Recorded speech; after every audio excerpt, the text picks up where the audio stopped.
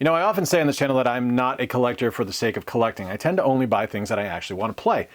And the one where I think people could actually look at my collection and say, I think you're full of okay, would be the Nintendo Switch. What's going on, everybody? I'm Jay. Welcome to Square Pegs. Glad you're here. You look fantastic today. Today we are talking about the Nintendo Switch because I was adding stuff into my inventory. I was calculating the totals. I was looking at the games I've picked up, and I am now in possession of over 200 games for the console, which surprised me because I've been collecting for it, and I love collecting for the Switch because I think it's a remarkable little console, but didn't know that I had that many games. So we're going to go over the most recent ones, the ones from this year that have pushed me from in the 180s to now over 200 games. We're at 201 games in the Switch collection. I think that's super cool. We're going to start off with a couple of games from my friends at Premium Edition Games. First up is They Bleed Pixels.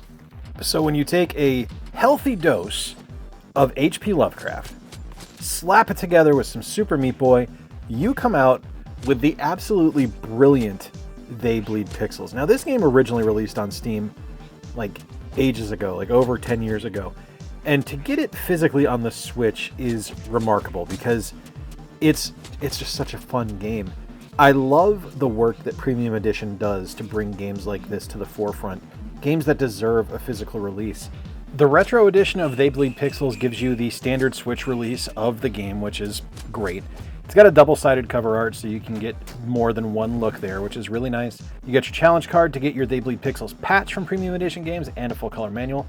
You get an SNES-style box, which is awesome, a jewel case CD with the official soundtrack, and a Book of the Claws mini guide, which is really neat because the Book of the Claws is the MacGuffin from the game. It's a brilliant title. One of my favorite things about it is that it's not twitchy. It is a precision platformer. You do have to be very careful about the way you jump and where you're moving and things like that, but it's not twitch-based. But you really need to consider the way you attack to increase your combo meter, which allows you to collect jewels, which allows you to save and set a checkpoint at any time by standing still. It's a remarkable title. It's very difficult. It's super bloody, and it's just phenomenal. Loving everything about this game. And the retro edition from Premium Edition is gorgeous. Now, I do appreciate Premium Edition sending these out to me. I do love these games. And the next one up from them as well is Raji: An Ancient Tale. Now, this one is super cool. This is one I actually saw on an Indie Direct a few years ago. And I loved that my friends from Premium Edition got to make the physical of it because, I mean, the game's stunning. And we're going to check it out right now. One of the many things that I appreciate about Premium Edition games is their ability to find games that, for lack of a better term, are important. Whether it's something like Wonderling DX, which is a very important independent game that is just one of the most brilliant platforming puzzle games I've ever played, to this one here, Raji. It's an important game just because of what it represents. Indian game development is not a huge thing here in the West, so for this to get a massive physical release, a stunning physical release, and for it to be available readily for people to have in their collection is a huge thing.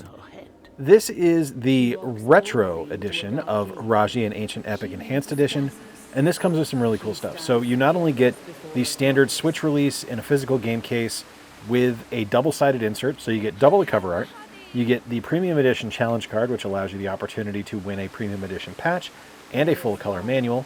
You also get an SNES-style retro box, a jewel case CD, and a premium quality Raji Shadow Puppet, which, if you've played the game, is a big part of the plot of the title, which is really, really awesome.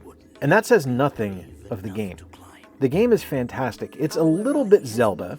It's a little bit God of War. It's a little bit Dark Souls. It's got a good challenge here, and there's some really fun combat involved. And I love bringing in Hindu mythology into this that is something that I'm not familiar with. So I feel like I'm learning something as I play, which is just, I mean, that's awesome. All right, next up, I love the Persona series and I love tactical strategy games. So getting one that takes those two, blends them together and makes something magical is just a huge win for me. And we are talking now about Persona 5 Tactica. You know, as much as I love the Persona series, I'm a late adopter of it. I didn't actually ever play a Persona game, I think, seriously until Persona 5 Royal released. And I dove in with feet first. It was such a great game with such a distinct look and such a fantastic visual style with an incredible story and wonderful gameplay that I was hooked. I loved it. And I've played a lot of the Persona games since. And I was a little bit apprehensive about picking up Persona 5 Tactica, because while I do love the Persona universe, specifically Persona 5, and I love tactical strategy games, this was a little different than anything I'd experienced with the Persona series so far, but luckily, the game is great. It's got a wonderful look, all the voice actors returned from the first game. It's a different enough appearance so it doesn't feel like a carbon copy cutout of the original Persona 5, so I'm enjoying it a lot. And it does something really interesting with the fact that it's got a great tactical strategy presence. This game's wonderful. This is a birthday present from Chris, aka Game Dad, and his wife back in March. And I love this because this is one of my favorite board games of all time, and having a version of it on my Switch that I can bring with me and play online is amazing. This is Catan. With Catan Console Edition Super Deluxe, you know what you're getting into if you've played Catan before. It's a digital version of the world's most popular board game. And if you haven't played it, you probably should because it's brilliant. It's a game about settling and trading, and it works. It's just so much fun. The design of the console release is really, really wonderful. There's built-in couch co-op, there's built-in online multiplayer, and you can also play solo. It's just a great game. I'm really excited to have this one. This is a thing that Chris and I both share as a love, so for him to get this for me so we can play it together is just super cool, and I really appreciate it. The other birthday present from Chris and his wife is a Sonic game, as you guys know. Huge Sega fan, and I'm slowly collecting all of the Sonic games, which I didn't ever set out to do, but I'm kind of making my way there. I think I've only got like 5 or 6 more, and I've got them all, but this is Sonic Superstars. Now, I'm usually pretty harsh on Sonic games, just because I'm kind of constantly chasing the perfection that is Sonic the Hedgehog 2, Sonic & Knuckles, and Sonic Mania, and I don't think we've ever really gotten there outside of those 3 games. And unfortunately, it's kind of where Sonic Superstars falls, because it's a fine 2D Sonic game, but it's not kind of like mind-alteringly excellent like those 3 were that I mentioned. It's still a good game, don't get me wrong. It moves really well. It feels like a fast game. The level designs are really fun. There's some really cool kind of jumping and design MacGuffins in each level, which is signature Sonic. It's a good entry from Team Sonic, but when it's your follow-up to something like Sonic Mania, or close to a follow-up to Sonic Mania, but whenever you're chasing and following up on Sonic Mania, you're going to be running into an issue where you're just not going to live up to that expectation, and unfortunately this one doesn't get there. Still a super fun game, and I really do like the level designs, and I think the gameplay is excellent. Blending that mix of 3D models with 2D gameplay works really well. It's fast, it's fun, it's Sonic. Switch is replete with remakes, and that's okay to me. I don't mind getting remakes of classic games, especially ones of games that I love from the 16-bit generation. And this is one that got remade, looks incredible, plays incredibly. This is Super Mario RPG. I don't really think Super Mario RPG Legend of the Seven Stars needs too much of an introduction because, I mean, it's been around forever. But I'm going to talk about it anyway because I really do love this game, and this remake works.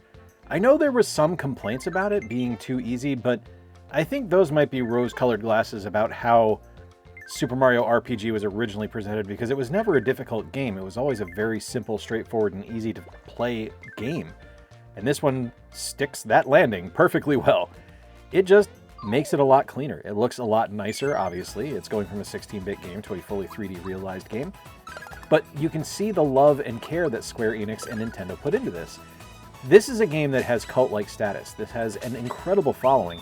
And this isn't something we ever thought we'd see a remake of, just because of kind of the weird, I don't want to call it a Cold War between Nintendo and Square, but there was that agree to disagree on how the Switch was perceived and how other Nintendo platforms were perceived. But with the Switch, we got this, and it works brilliantly well. Geno stands, you have your guy back. The game is brilliant, it plays beautifully well, and I love the ability to have both the 16-bit soundtrack and the fully orchestrated soundtrack as well. This is one of my wife's entries into the collection. She's a huge fan of Zelda, and she's been looking for games that are like Zelda, so she loves games like Blossom Tale. And this is one that I played, and I said, yeah, you should check this one out. And we found this at Replay It Retro up in Paw Paw, Michigan, and I love this collection. This is the Fangamer release of one of my favorite games, Tunic. Now, I first played Tunic on, I want to say it was on Game Pass. And it wasn't something I really expected a whole lot from, because a lot of Zelda-likes just don't really connect with me. Like, Meredith loves It'll Do, and it just didn't click for me. It just wasn't something that I really enjoyed. So I wasn't going into Tunic expecting to think that this was going to be a fantastic experience, but man alive was I excited to be proven wrong by that, because it's just a wonderful game. And we actually found this at one of our local used stores here called Replay It Retro in Paw Paw, Michigan. And it's a brilliant store, so seeing this and seeing something that I knew Meredith would like because it is a Zelda-like, we immediately jumped on it.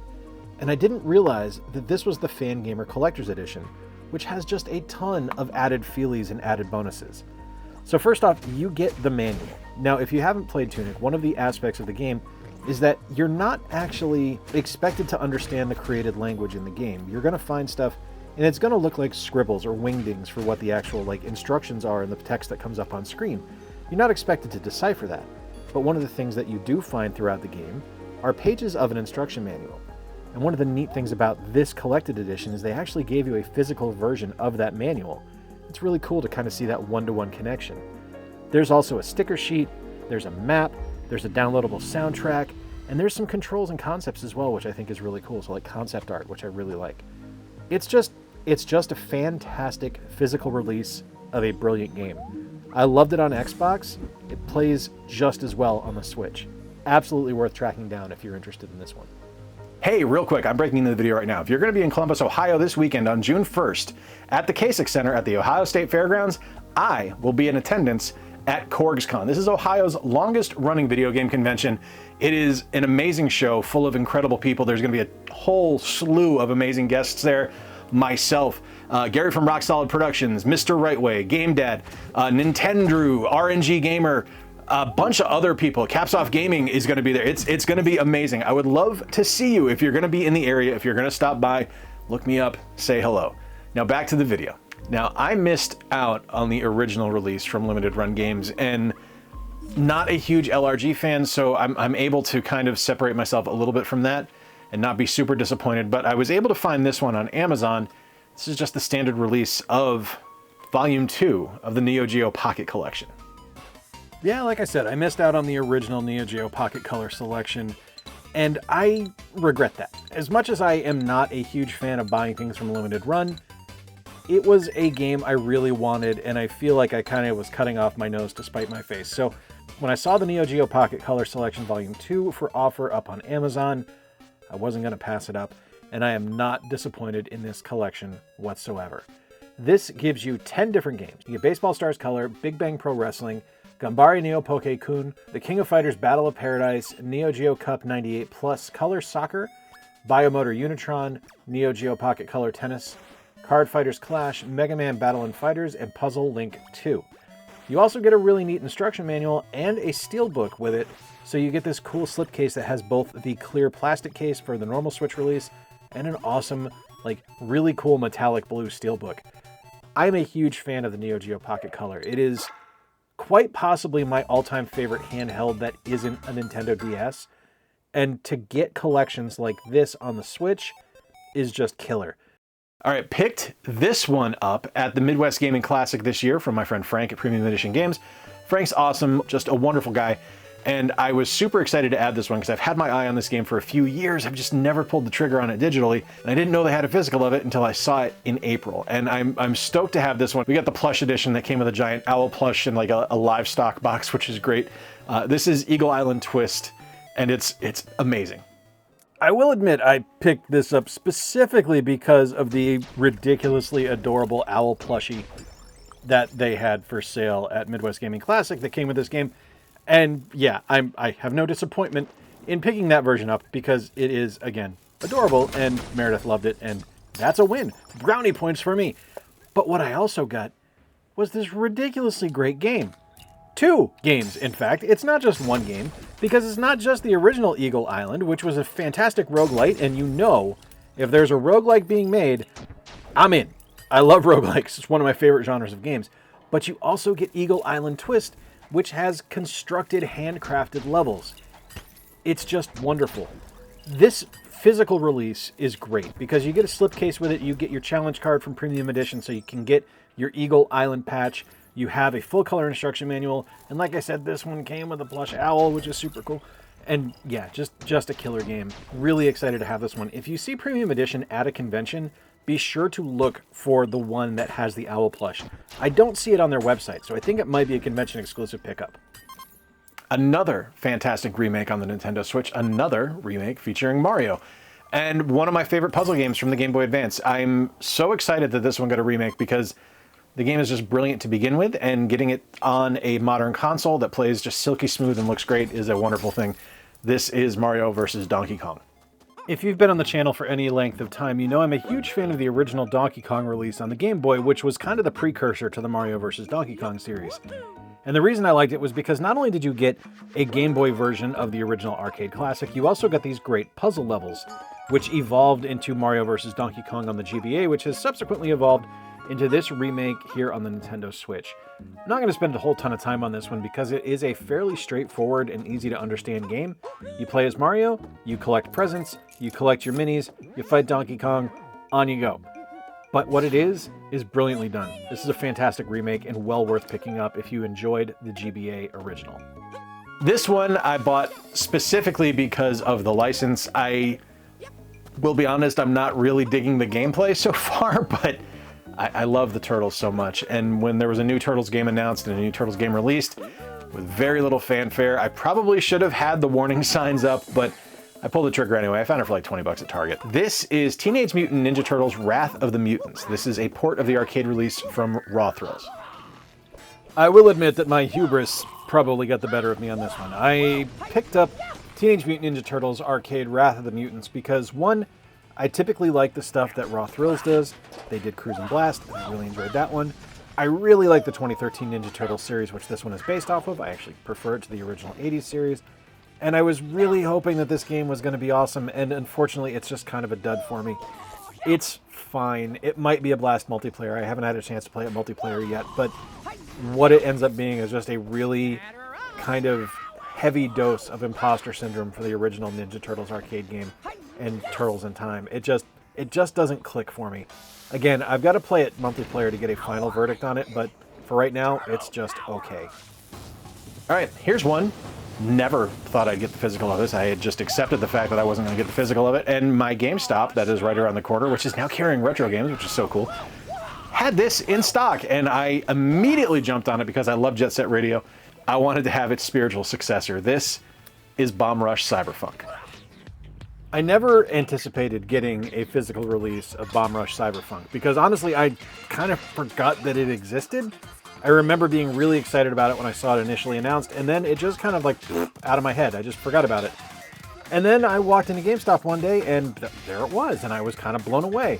So I immediately grabbed it, hoping that it was going to be as good as what my mind had built it up to be, in the hopes that it was going to fill that Jet Set Radio, Jet Grind Radio need that I had. And it really gets almost all the way there. It's not quite as perfect as those initial games, and the honeymoon phase of what this game experience was when I first got it has worn off a little bit, so I'm seeing a little bit more of the flaws inherent in the game, but it's still a really fun title, and it does really well to kind of give you those emotional and feeling beats of what you got from the original Jet Grind Radio. It's a really good game, and I really dig that this copy comes with stickers. I think that's awesome. A remake that was necessary, a remake that is welcomed and appreciated and adored so far. I think it looks good. I haven't actually played it until you're seeing the footage that's about to come up because my wife has been monopolizing her time with the game. But this is Paper Mario: The Thousand-Year Door, remade from the Nintendo GameCube. I ain't gonna lie, when this got officially announced, I did a tiny little happy dance because I love Paper Mario: The Thousand-Year Door so much for a lot of different reasons. One, Paper Mario is my wife's favorite game series beyond Zelda. This was the first game she ever beat. Well, the original Paper Mario was the first game she ever beat. And for us to be able to get Paper Mario: The Thousand-Year Door on a system that she can bring with her anywhere, that she can play and just have a blast with, is such a huge win. And everything that went into this game to get this remaster, to get this re-release, works unbelievably well. It was already a gorgeous game on the GameCube, so for it to be even better looking on the Switch isn't a shock. The gameplay is captured perfectly.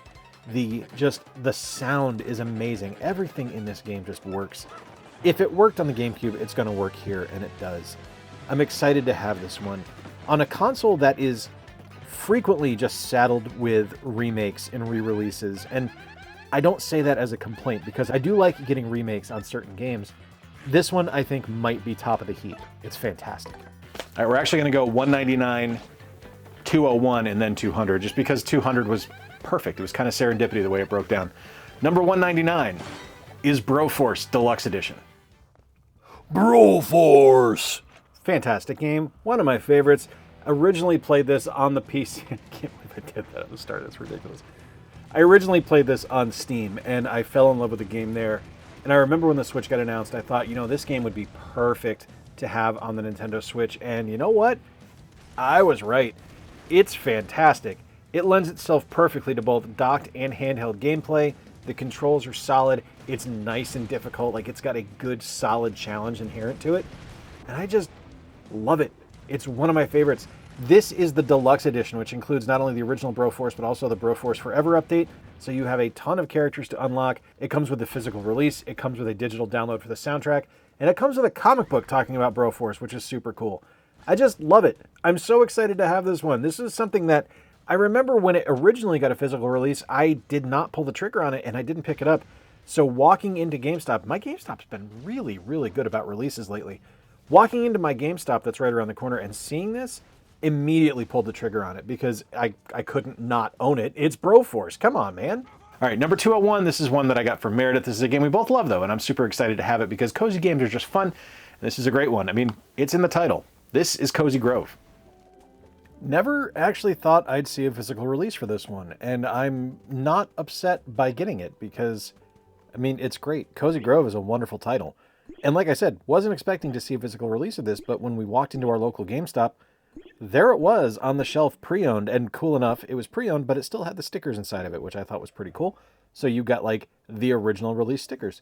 And like kind of diving into this, I realized that this was an IM 8-bit release, which is super awesome. They make fantastic products. Great website too. If you haven't checked it out, do so. They make good stuff. But Cozy Grove, if you don't know it, Cozy Grove is a little bit like Animal Crossing, except instead of just helping your animal buddies, they're, ghost bears. And you're running errands for them. And, capturing like little soul things to make your fire bigger. Yeah, it's a weird game, but it's really well done, and it's gorgeous to look at, and it's a lot of fun to play. I'm stoked to have this one. I will admit, Meredith's far more stoked to have it than I am, but really excited to add it to the collection. Number 200, which I didn't plan this way, but just, like I said, serendipitous that it happened. If you've been on the channel for a while, you know my favorite video game series of all time is Suikoden, back on the PlayStation 1 and the PlayStation 2. So when it got announced that we were getting a new game from the creator of Suikoden, I was immediately all over it. And I'm so excited to finally own Ayuden Chronicle 100 Heroes. Easily my most anticipated game of the year, and the thing that I am just so thankful that I was able to get a physical copy of is Ayuden Chronicle 100 Heroes from the late, brilliant Yoshitaka Murayama, who created the original Suikoden series. If you are new to the channel, or if you have been here for a long time, it's important to know Suikoden 2 is my favorite all-time game. The Suikoden series is my favorite all-time video game series. Maybe Mega Man passes it on a day where I'm feeling really the need for a platformer, but at the end of the day, Suikoden is pretty much always number one for me. So to get a new game from Murayama that is released right after he passed away is so poetic, because when he left Konami, he wasn't able to continue the series the way he wanted to, and you saw that really reflected in the quality of subsequent Suikoden games.